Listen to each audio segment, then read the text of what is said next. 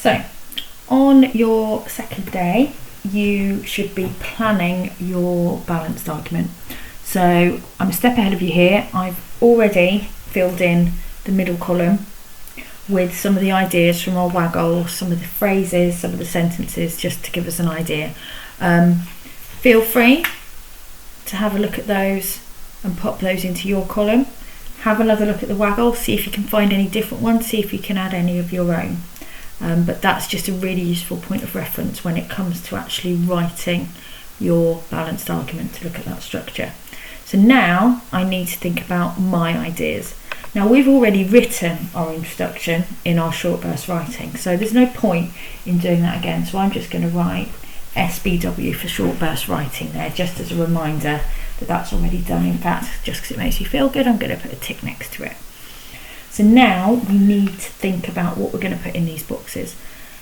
The best use for this is that it will help you to be able to draw out those paragraphs. Too often when I see balanced arguments, they're about half a page, because literally these sections here, argument for, argument against, argument for, argument against, are one sentence each. We need each of those arguments to be developed paragraphs of at least 4 to 5 sentences really. So what I'm going to do is I'm going to think about my main topic for each paragraph, and then I'm just going to bullet point some ideas to go in there. So Mrs. Christian's very kindly given you some possible ideas here which you can use, but you may not want to. This is when you'll probably want to go back to this sheet and think about the arguments that you feel that you could argue really well. All right, don't necessarily use these ones unless you think you're going to be good at them. So the first one, I think that's pretty good, learning that actions have consequences. So what I need to think about now is how I would draw that out. So I'm going to go with that, so I'm just going to cross out those brackets to show that I'm going to definitely use that one. It's only fair to innocent people if people who've committed crimes face consequences for what they've done. It's reassuring for the victim to know that there will be consequences.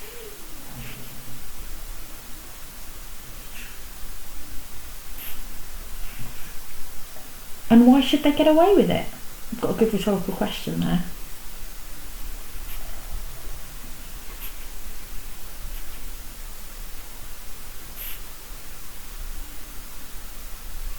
I'm also going to think in that one about how it might be a deterrent. It might deter them from bad behaviour again.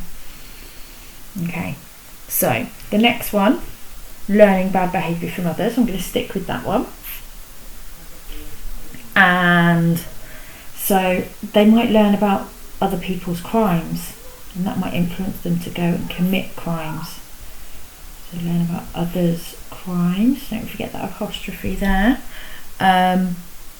They might see, in fact I'm going to put the word witness bad behaviour in their detention facility, depending on who they're surrounded by.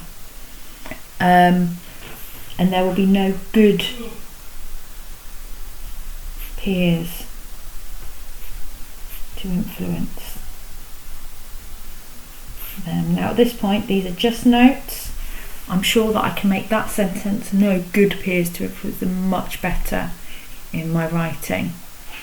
So now I need another argument for. Now I'm not going to use future deterrent, because I'm going to put deterrent, I've put deterrent up there, so I'm going to use my own argument this time, and I'm going to say that people who go into detention centres will be learning new skills.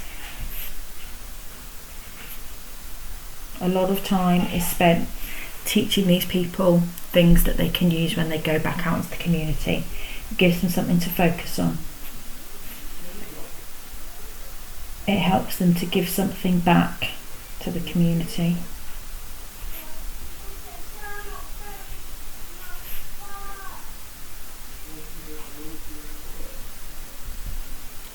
It might give them better job prospects.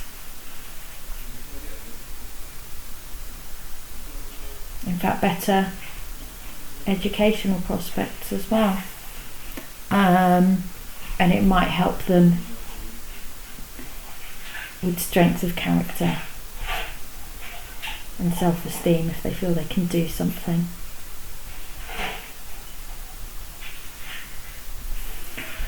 And then my final against is going to be one of my own. This time it's going to be about leaving family.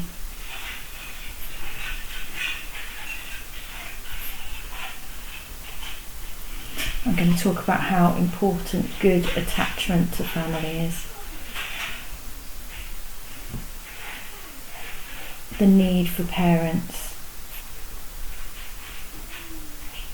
and siblings. How lonely it will be in a detention centre. So now I'm thinking I've got enough bullet points in each of those to develop those arguments really, really well, particularly if I start to add some conjunctive phrases, I start to use some rhetorical questions, I start to think about the formal language. So finally, I need to weigh up my positives, my negatives. So what I'm going to start by doing is summarising those 4 arguments. So I've got consequences, bad behaviour, learning new skills, and leaving family behind. So I'm going to put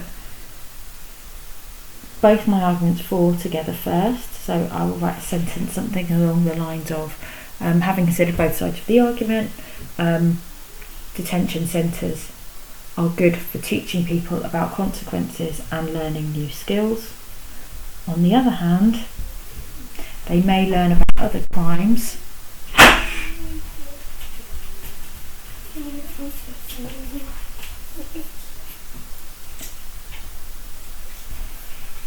and they may be away from their family.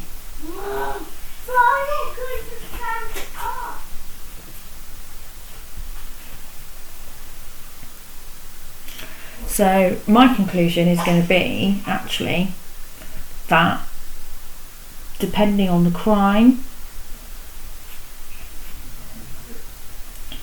and the nature of the facility, where used correctly,